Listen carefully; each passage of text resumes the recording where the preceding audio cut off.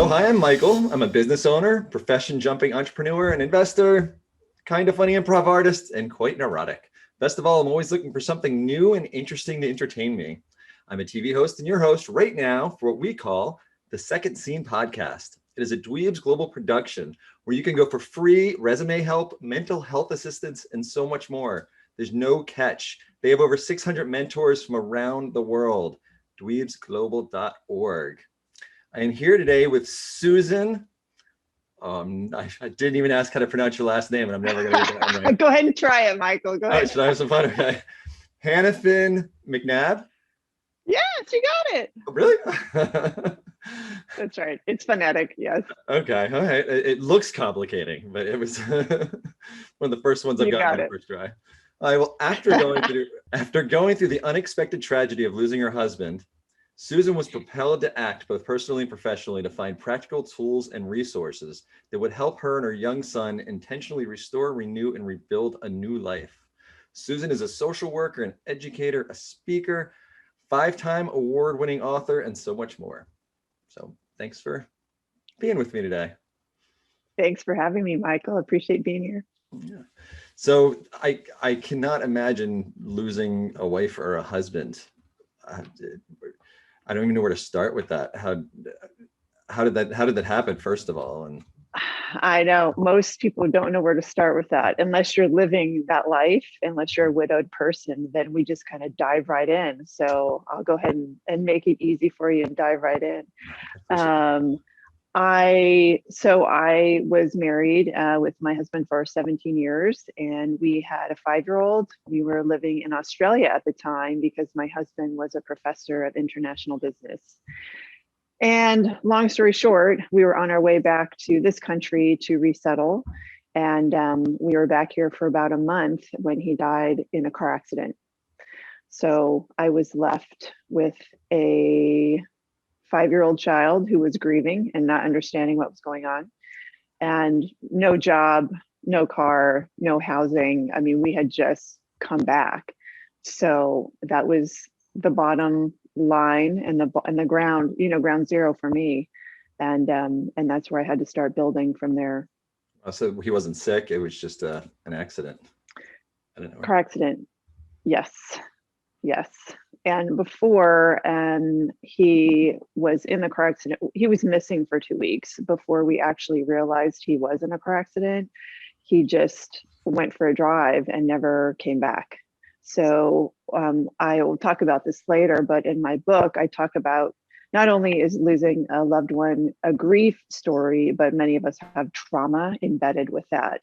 So the 2 weeks or longer, right, of somebody missing in action causes a lot of trauma for people. So I talk about that a lot as well. Right. The 2 weeks of not knowing and just imagining all the different scenarios and probably trying to prepare yourself for the worst, which I know in all of these situations, when I try to prepare myself for something bad, if the bad happens, the preparing didn't help at all anyway. Exactly. And right. And the brain doesn't really go totally that direction because I think most humans are hopeful. So when you try to be hopeful, you don't automatically think, okay, they died, right? That's like the last thing you want to think about. Right. So how did you get through those 2 weeks, and what were you telling your son? Well, fortunately and unfortunately, my husband was a professor of international business. So he was often traveling. So as far as what did I tell my son, it was, dad's working. We were back and forth a lot between different countries. So for a 5-year-old, it was kind of a normal thing. Like, oh, okay, we're here now and we're now here and then we're going over there. So that was not a challenge. But I think the challenge for anyone who has someone missing in person is to get up and breathe every day and, wondering. And, as far as my situation, we hired a private investigator. Of course, we called the police officer and filed the missing persons report. So we knew there were people also looking, but until a nature photographer found the vehicle down in this area where there's actually a beautiful lake, that's when we knew what had happened, because a photographer had found the vehicle down in this ravine. So, you know, now, almost 9 years later, I can say, fortunately, we found out what had happened. There are many families who live with the unknown forever, whether it's a military person who's been missing in action or just someone is never found. So, right, weighing my gratitudes, which I do often now, I feel fortunate that we did find out what happened. Right. It's I mean, I'm so sorry that you lost your husband this way. It's unbelievable that you've picked yourself back up, and getting through that. I have an obsessive compulsive mind. I take Zoloft as my miracle cure presently for it. And I just couldn't imagine, because I'm sure 24/7, my brain would just be, that's all it would think about. Like no matter what I would do, I don't know how someone. Right. Well, I've gotten good at compartmentalizing, that's for sure. And over time, that's actually one tool that some people use when they're grieving, is to compartmentalize when you're going to grieve. Right. So for me, it was, okay, I got to hold it together until I get my son off to kindergarten. And then I'm going to fall apart in the car. And then I'm going to fall apart at home. But for that 5-minute car ride, I got to compartmentalize and just hold it together, right? So I think there are tools that I've learned along the way that help. I think that's a great tool that I should use more often. Just get to 10 minutes from now, like literally just concentrate on what you're doing in the next 10 minutes. Exactly. Or people can give themselves, okay, I'm going to totally lose it for this half an hour. Sometimes you can't control that, but if you're at work, you can say, okay, I'm going to go to work and I'm going to try to focus, even though that's hard. And then when I come home, that's my time, excuse me, to completely fall apart. So giving yourself pieces of time and chunks of time where you can lose it and fall apart or think about whatever. And then you got to try, right, to, okay, now I'm going to close that box for now and I will open it in 20 minutes or tomorrow at 10 or whatever. So it's a strategy. It takes a while to get there. I think AAA was trying to train me in that strategy about 30 years ago. I remember driving from Hartford, Connecticut to New Orleans, and I went to AAA for one of their map sets. And it was literally like, okay, it was a long book and it'd be like 50, 60 miles on one page, and then you flip the next. Yes, I remember they're triptychs, right? Triptychs, they were called. But if I had looked at the whole trip on one big map, I would have lost my mind, because it's like that's 30-hour drive. That's right. So getting the 50 miles. Well, we're old enough to remember triptychs. My son would be like, "What is that? I don't understand what that is." Right? You can't make a wrong turn because triptychs doesn't correct you. You're exactly. You're off on the side. So how did? I'm sorry, I'm jumping back from like humorous topics to something. Nope, that's serious. Okay. I use humor a lot, actually. Okay, it's my coping mechanism, so I'm glad it's one of yours as well. How did your son handle, or when did your son fully realize or understand what was going on? Because I have a 9-year-old, but when they were 5, I can't imagine them comprehending that at all. Yeah.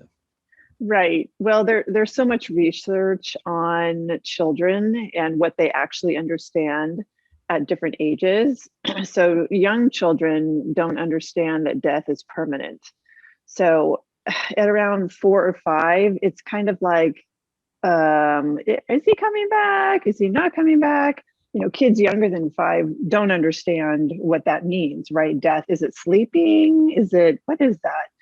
And then as kids become teenagers, obviously that's really real. And many teenagers have a very, very hard time, even more so than some really young kids when a parent dies, because they fully get the permanence of that.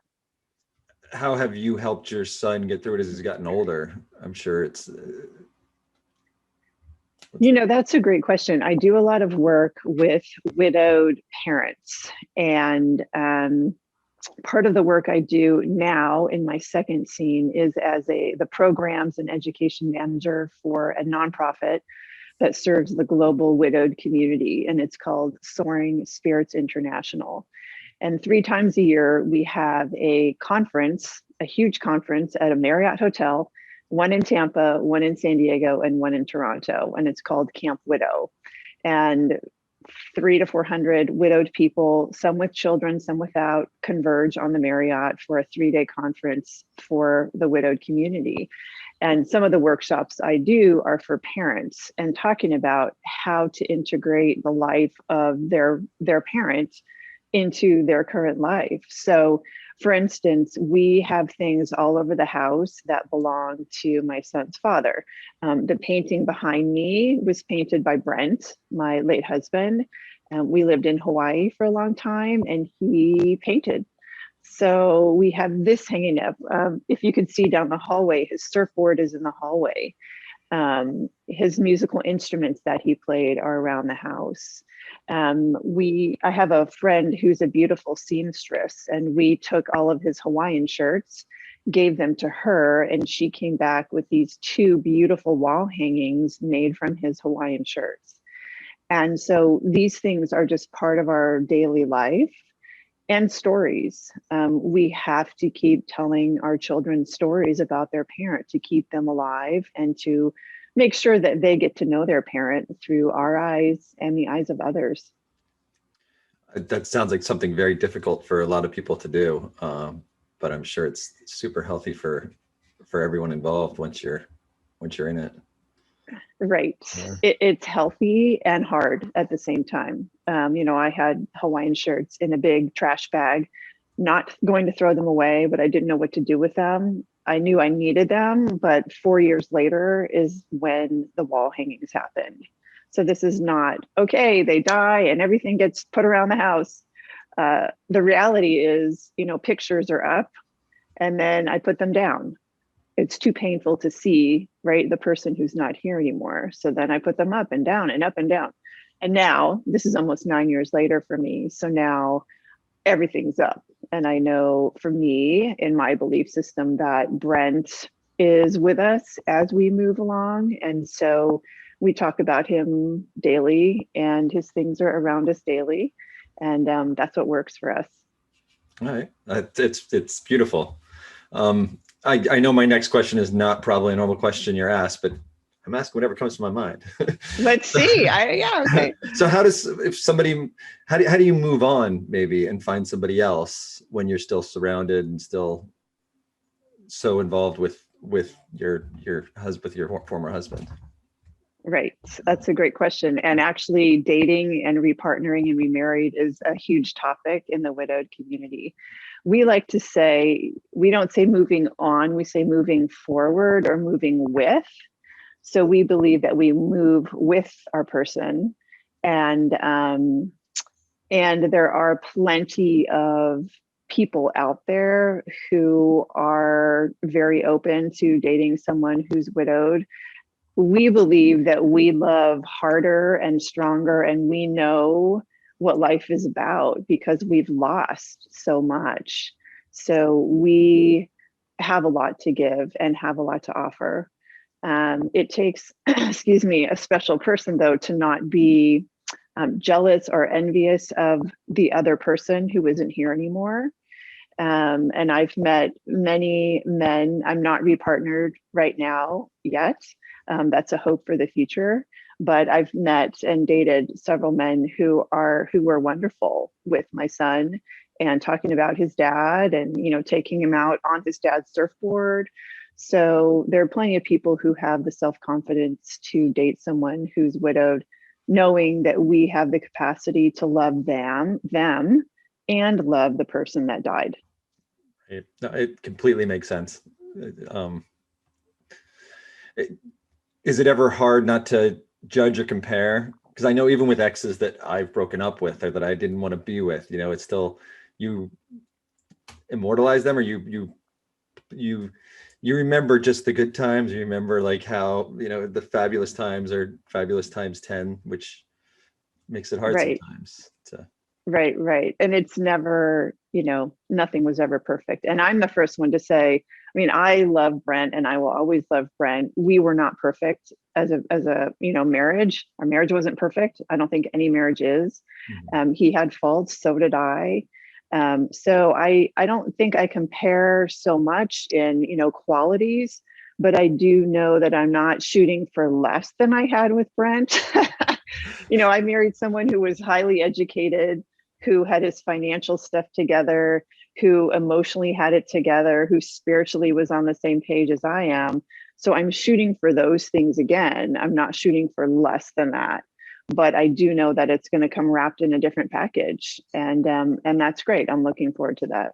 Right. Well, I'm sure you will get there. So, well, thanks for the thanks for the. What was the first thing you did when he passed away, as far as reorganizing your life and just starting over? It's such a great question. There was a lot of yelling and screaming and kicking and crying, of course, and anger. I was angry for a long time at him, at God, at everybody else who was walking around happily married. I was angry for a long time, but anger for many people is motivating, right? Depression, we turn inward. Anger, we turn outward. And so I was so angry, I was determined to figure this out in whatever way I could. And I went, I'm a social worker by training. So I started social working my life and my son's life, and hit the pavement in San Diego looking for any and all resources and people and opportunities that would help us heal. So in that process, if you can see behind me, I've got all my binders. I'm a teacher type, so everything's organized. Very, very organized. You can definitely see. I know, right? So I organized my resources A, B, C, D, E, F, G, all the way to letter Z, and that became a book. And the book is called A2Z Healing Toolbox, and it's full of practical tools for people so that they can navigate grief and trauma.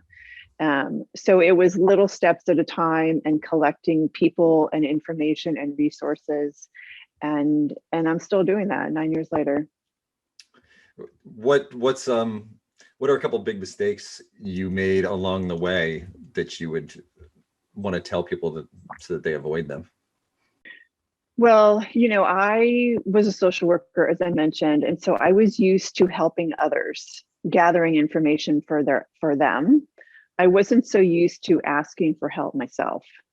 And I had to turn the tables on that and really get good at asking for help for me and for my son. And that's been a practice that I've had to get really, really good at. I think in our culture, we are do it yourself, pull yourself up by your bootstraps, be independent and move forward or move on, or whatever the terminology is, from the job loss, from the divorce, from the death, from whatever. And I do not believe that that is the way we are supposed to do life. I believe in connection and community. And part of that is asking for help. So that's one, an early mistake I made was thinking, oh yeah, I'm going to just figure this out by myself. Absolutely not. This was way too big of a situation to do myself. Got you. It's been a theme when I've talked to a lot of people is how important tribe is, to have like your group, to have the people close to you that you can lean on. But it's also so common for everyone to be afraid to offer help or to overstep their bounds. Right. And that's such an interesting juxtaposition. As I mentioned, this painting was painted when we lived in Hawaii. And I love the Hawaiian culture because it's very interdependent. Multi-generations of family members live together. Everyone's helping each other. It's the aloha that you hear about. Mm-hmm. And that's common on the islands and on many islands and in many cultures, but in our culture, it's not so common.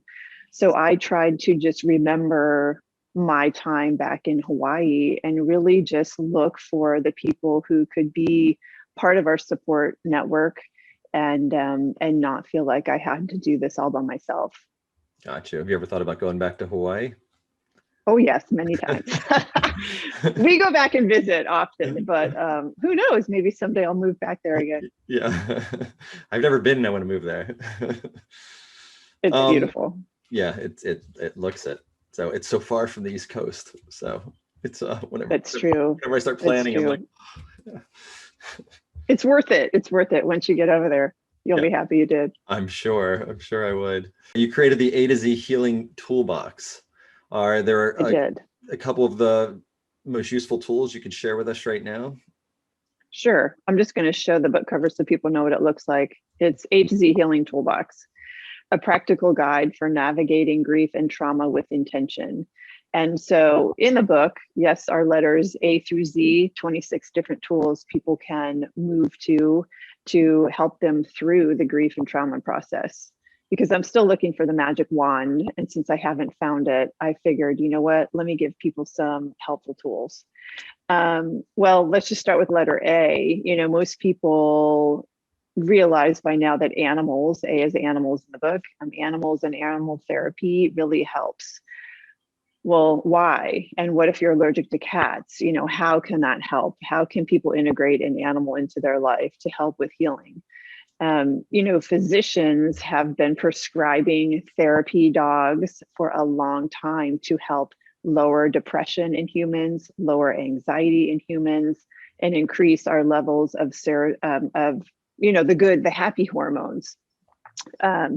So even I'm looking at my fish. I have betta fish all over my house now because that's not something you're going to hold, obviously, but it's still something that brings meditative effects to your life.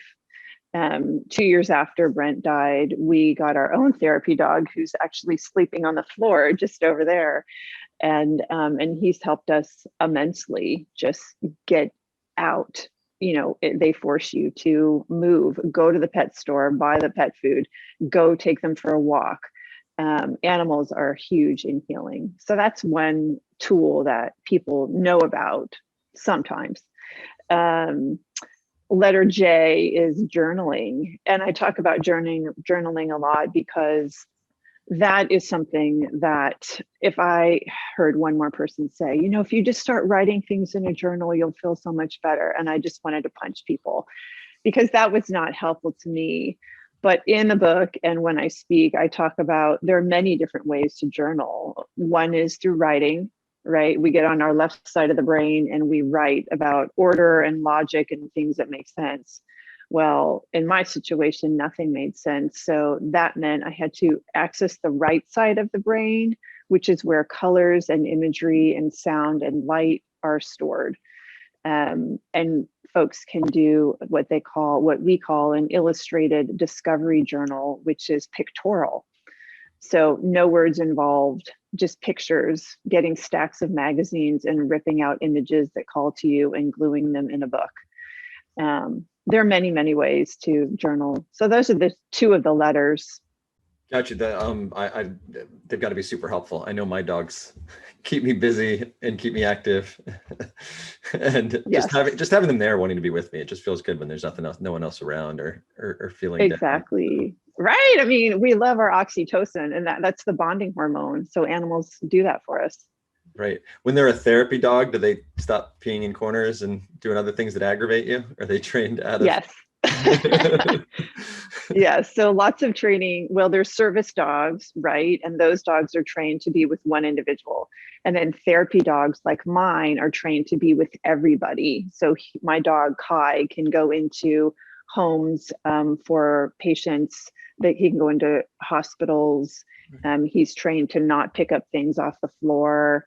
You know, to put his paws up on a bed and say hi to somebody who's in a bed up here. So different things like that. Not allowed to pee in the hospital. So if people want to work with you, they can go to A to Z Healing Toolbox.com. And you also have an online toolbox? Yes. So it's A to Z Healing Toolbox.com. And if folks go to the website, they can click on the online toolbox. They'll see all the letters A through Z. They can click on letter B for breath work and look at the why. I'm a big why person. Why does breath work help us heal? Physiologically, what does it do for us? And then there are a bunch of resources. So that is free for everyone to use. Okay. Yeah, I'm looking at that right now. That's great. I always need a why too. I hate just being told to do something, and if I need a reason behind it, I need to know how it's working. Me too. Yep. And it's all there. So the why is there, and what these healing tools do for humans, our physiology, and then resources. So people can go to, L for laughter, or N for nutrition, or O for organizing your supports, and get information and resources about how to possibly integrate that tool into their life. And the reason really that there are 26 tools listed is because, we're all different and different things are going to call to us. So I immediately went to exercise because that's what I knew. I met my husband at the gym. I'm a active outdoor person. That's where I went first to heal, because that's the only thing that made sense. Somebody else might go to meditation or animals right away. Who knows? So it's kind of just an offering for people to see what might work for them. Yeah, that's what I was going to ask and comment on, is that you have a lot of different ideas, and it's nice that it's not these 5 ideas are the only ones that'll help you. It's no, everyone's different. Exactly. Yes. And a lot of people, I work with a lot of widowed people, as I mentioned, and bereaved parents, and folks will take the book and just open it blindly, to a page, and just whatever chapter that is, that's where they start for the day. The chapters are short because the grieving and traumatized brain cannot handle a lot of information input. So it's not a book that you read from cover to cover. It's just open it wherever, start where you want to. There are pages in there to write notes. It's really a guidebook. Was there at a certain point where you felt like you had crossed the threshold of surviving to actually healing? It's such a good question. I think healing is just how I've become. That's how I move through the world now. I didn't wake up on a certain day, okay, now I'm done. I mean, my husband's still dead. I'm still a solo parent. I still have those stressors. I have created a new life for ourselves. And that's taken a lot of work, a lot of time, and a lot of help from others. So, I'd love to say there's a formula for that, and that, at year 2 or at year 5, I was so much better, but it really has been such a gradual process. And if there's one thing I've learned from all the grieving people that I've worked with, thousands of people, it's that there's no right way or one way to do this thing. I met someone recently who has joined in on our programs for Soaring Spirits International, the global widowed community support network. And she was widowed 12 years ago, and she's now ready to start grieving. So that's 12 years later. There's really no timeline. Everyone does it how they do it. Wow. Interesting. Well, thank you so much. Again, it's the number 2, Z Healing Toolbox.com. We'll put the link below the podcast and the video as well. And thank you so much for sharing all of this with us. It was a joy talking to you. And you're welcome. I learned a lot. Thanks, Michael. Thank you. So again, this was a Dweebs Global production. They're a nonprofit organization, and they give free mentorship help around the world. They have over 600 mentors, speak every language in every continent, and it's free. Resume help, mental health assistance, anything, you got it. dweebsglobal.org. So thank you.